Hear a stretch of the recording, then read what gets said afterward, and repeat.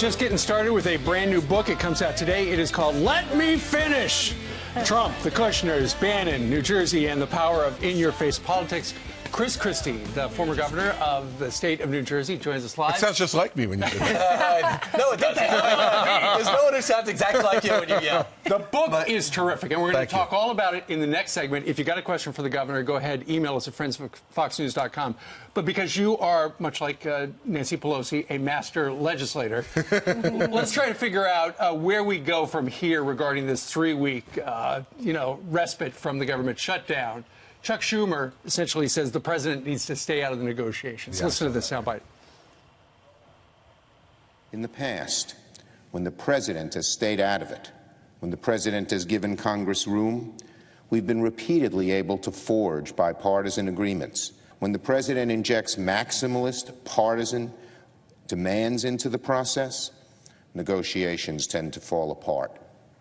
The president should allow the conference committee to proceed with good faith negotiations. Okay, how good faith are they, Governor? Well, they haven't been good faith so far. And the fact is, the idea that the president shouldn't be involved is a recipe for failure. Because in the end, they need his signature. Now, I used to say when I was governor in Trenton, there were 3 numbers that mattered, 41, 21, and 1. That was a majority in the lower house, a majority in the upper house, and then the governor's signature. Sure. I said, I always loved being the 1. Because that's the easiest one. Yeah, that's the easiest one to control because it's your decision. They have to involve the president. And the president is ready to be involved. I'm confident the president's ready to be involved. What he's not ready to do is to capitulate. And I think, that's what they're looking for, and they're looking to try to roll him. And I think he learned a lot from the last 35 days, and I think he's going to be much more ready to get in there and deal with what you have to deal with when you're dealing with a legislature of the other party. What people want to say is, oh, he's tough, he lofty, Kate. It's reality. It's the reality of what leverage you have going in, and if someone's not going to negotiate and engage, and they can run out the clock, and you took responsibility for the shutdown, you're going to lose temporarily, perhaps. But he also said behind closed doors, he blames Paul Ryan. Because Paul Ryan gave him a budget in this fall that only had $1.6 billion for the wall. Does he know what he ran on? He said the word was screwed. Well, listen, I think that one of the things that the president sees now is that this process is one where you don't always, as the president or as a governor, have all the leverage that you want. And, people complain all the time that he's stubborn and he never is willing to change his mind. Well, he did change his mind when he saw the suffering that was going on by some of the workers who had missed 2 paychecks. When he saw what was happening at the airports, he said, I still want the wall more than anything, but I cannot do this to these folks anymore, so I'm going to change my tactic and give them 3 weeks to negotiate in good faith. That shows somebody who knows how to change their mind to adjust to the circumstances. And when parents were separated from their children, he put them back together. The DACA children, he listened to the Democrats on that and tried to say, all right, recipients can stay in the country. That's right. Now they're mad at him because now he's not letting the parents stay. Well, and listen, they're always going to move the goalposts on him. But the important thing is that, the mainstream media treats him like a cartoon character. They really do. And part of, what people need to understand when they look at all those examples is this is a guy who listens. He does listen. Now, he's strong and he's tough, but he listens. And he made some changes. And now I think this 3 weeks are going to be very interesting because if they try to exclude him, they're setting everybody up for failure and leaving him with no alternative but to take executive action himself. Which he has threatened. Yesterday, Matt Whitaker, the acting attorney general, came out and said in his first press conference that he believes Mueller is coming towards close to being completed of his investigation. From what you know about investigations and Robert Mueller, what do you think? Well, listen, Matt would know better than anybody since Matt's supervising it. But I can just tell you that, the thing about this Mueller investigation is there have been no leaking, and you just don't know what they're up to. And I used to say when I was U.S. attorney that the best thing about being U.S. attorney was only I knew what I knew. And Bob Mueller is certainly following that mantra. So Matt probably knows more than anybody else in the country other than Bob Mueller about it. So I'm going to take Matt's word for it. But Bob Mueller doesn't feel to me like he's almost done. But I don't think he's ending on Roger Stone, but it might be. We haven't seen Mueller tip his hand, but you have seen his indictments. And so far, you look at Roger Stone on Friday, you've got 5 counts of lying to Congress, you've got obstruction, you've got maybe witness tampering. There's no collusion. No. And that was the whole premise. Of course. But as I said on this show, way back when I was governor and they first appointed Mueller, that the problem with a special counsel is that they feel like if they're not bringing charges, they're not doing anything. Like a regular prosecutor knows, if I don't do this case, I do the next case and can walk away from a case. A special counsel, if they don't do something on this, they're eliminated. Right. I believe and that's one of the problems. You said, too, when it comes to collusion, you said they couldn't even get, you kind of taking a dig at Trump, they couldn't even get a ground game going in Pennsylvania. Well, how were they going to get something colluding with the Russians? Well, I mean, listen, it was one of the beauties of that campaign and one of its shortcomings was that it was by the seat of the pants. And you didn't have a lot of people until Kellyanne got there who really had done something nationally before. And so in August, they still didn't have field ops in Pennsylvania. You're telling me the folks who didn't have field ops in Pennsylvania were running some kind of Tom Clancy collusion scheme out of Trump Tower. I just don't buy it. I never have bought it. And in your book, you talk about how, you're on the verge of Pennsylvania. Jared Kushner calls you up and says, hey, how many people do we need there? And it's like, this is politics 101. Well, I was like, that guy's running the show. Well, I was like, well, we don't have them yet. I mean, it's like late August. Like, we got 60 days till the election. Like, we got to get going. What about here. 2020? All these Democrats are putting their names in the hat now. They're very, very, very far left, socialist. Yep. They're furious with Howard Schultz for putting his name in the hat, and he's the senator. God bless Howard Schultz. Run, Howard, run. Run, Howard, run. I mean, listen, you look at this group. Let's face it. Here's the thing: you can't look at that group and pick out who the winner's going to be. You just can't. And I remember being with our group in 2016. Would you have 16? We had 17, right? We had 17 people. And at this time 3 years ago, right, people were saying Jeb Bush was the front runner, right? So nobody can really tell what's going to happen when these guys, I always say all the time, with presidential campaigns, when the lights go on, they're so bright, you either shine or you melt.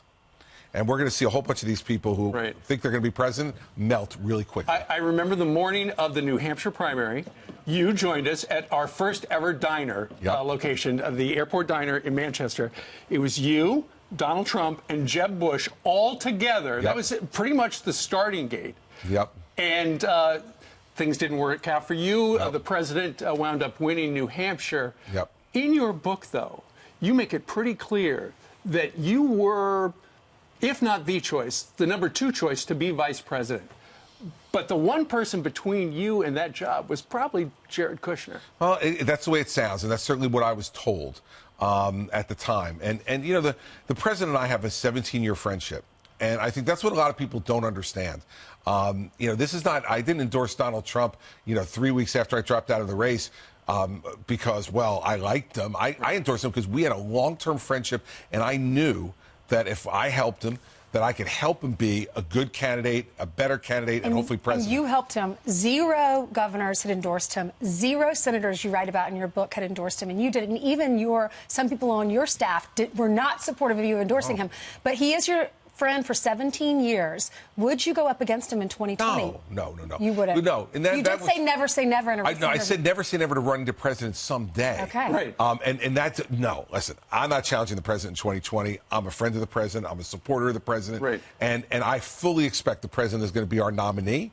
And with Howard Schultz in the race, he will have an absolutely smashing victory over whoever the Democrat is.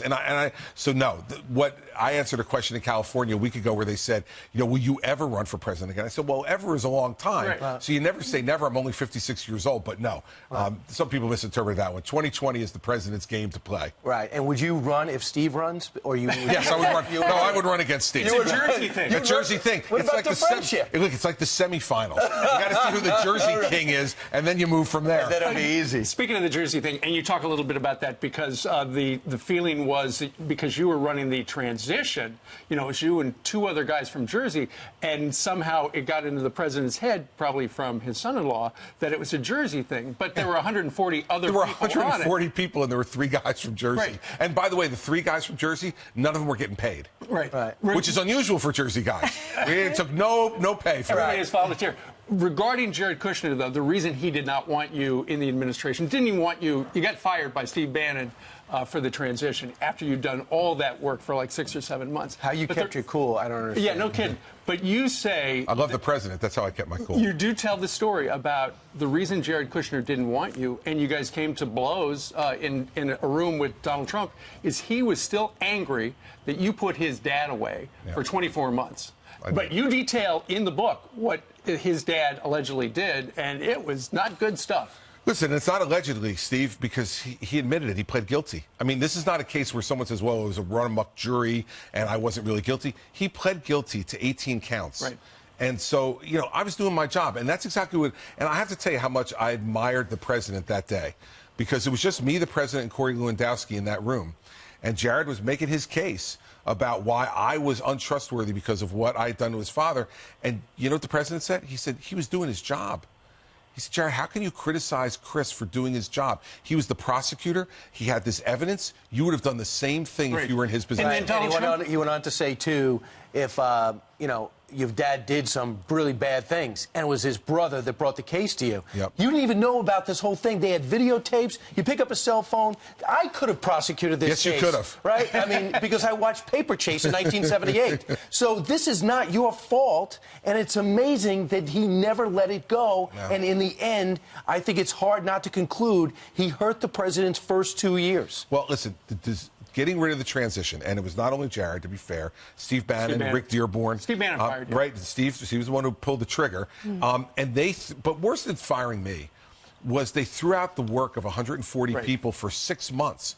And if you look back on some of the reporting back then, they said people were reporting that our transition was way ahead of Hillary Clinton's and much better. They could have avoided a lot of the problems that they had in the first 6 months had they followed your plan. Let me finish, and it is pretty much the perfect word, the perfect title for a guy that was really made his name as a YouTube open forum governor, where you took all questions and you let people go at you, and the harder the question, the more aggressive, the better you did. Yep, and I enjoyed it, and New Jersey's that kind of place. I mean, you know. When was the first press conference when it all started? Was it when you said, you better get the heck off the beach? No, you know, when it really started was when I called one of those reporters the most thin-skinned guy in America. Yeah, that's and that became crazy on YouTube, and after that, it rolled, and my staff did an amazing job of keeping stuff out there. And we were really the first governor to use YouTube in a really aggressive way. It's hard to remember when we didn't have it, but back in 2010, not a lot of people were using it. Your book is great. I love the story of the election. You are with the president,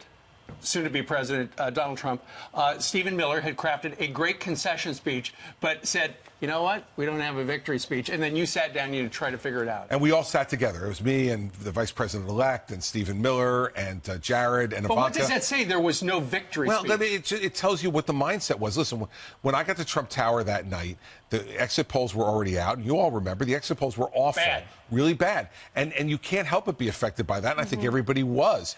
But that's why you got to actually count the votes. Governor, we have some questions from viewers. We asked them to send them in. So Jason writes, if you were president and had the shutdown looming, would you call state of emergency for the wall? No, I think the president made the right decision not to do it and to try to work it the other way. Because, we don't know how the courts will rule on a state of emergency ultimately. And it also, the president's trying to keep a good relationship with Congress. He doesn't want to take that power away from Congress. And I think the president made the right decision. What people don't understand about this president is he does know how to negotiate. He knows how to build relationships, and he's trying to do that. But if people on the other side don't want to build a relationship with you, it's impossible to do it. There's a couple of things. You already covered. The next question you covered from Frank, and how has the media covered the president? They cover him like a cartoon. Real quick about you and individual. First, you thought you were going to be vice president. And then you said, the only other job I'm interested in is attorney general. Then, so pretty much you get knocked out and get fired, and you didn't like the fact that the president never admitted you didn't get fired. But then you come out, they come out and say, we need to see you. We got something you might be interested in, RNC chairman. You were interested in that. Yeah. And then all of a sudden they go, you're not going to be the RNC chairman. You want to be secretary. And Reince Priebus starts rattling off all these other things. You're like, listen, calm down. No, no, and no. And listen, what people need to understand, and what comes through, I think, really clear in this book, is that I love the president. He's my friend. And when I saw that stuff going on there at the end, I asked to see the president and elect, and I said, listen, I came to say goodbye. There's some people around here who don't want me around you, and I don't want to make this hard for you. You got the hardest job in the world. Don't worry about making me happy. Don't worry about it. I'm a big boy, and I'll be here to help you anytime you need help, like I was with the Opioid Commission or anything else that he needs me to do, because I believe he's good for the country, and I want to try to help him. And you asked, how do I keep my cool? Yeah. I kept my cool because I love the president, and that's the most important thing. And he's going to love this book. I think he, listen, this is the inside story that he couldn't possibly know from your perspective. And I think people, when you read it, you understand that I have great admiration and respect for the president's leadership ability and what a good campaigner he was. If you didn't run against him yourself, you can't understand it's it. Very it's a detailed. Force of nature. Lots of conversations you had with the president, including what you felt about Michael Flynn. You talk about growing up in high school playing baseball, and then your senior year, another kid from private school who's a little bit better comes in and takes your spot, and how that affected you. It's a great book. Congratulations. Thank you. Thanks for having me on. It's always great to be with you guys. And I got you for an hour on radio. Looking forward to it. It's going to be a lot of fun. Absolutely. Thank you. Just get off the beach. That's all. All right, Governor, thank you. Get the hell off the beach. Come on, Steve. Hey, don't sanitize it. Come on. There you are yelling at me again. That's exactly right. Well, you're a Jersey constituent. I am indeed. All right, Governor, thank you.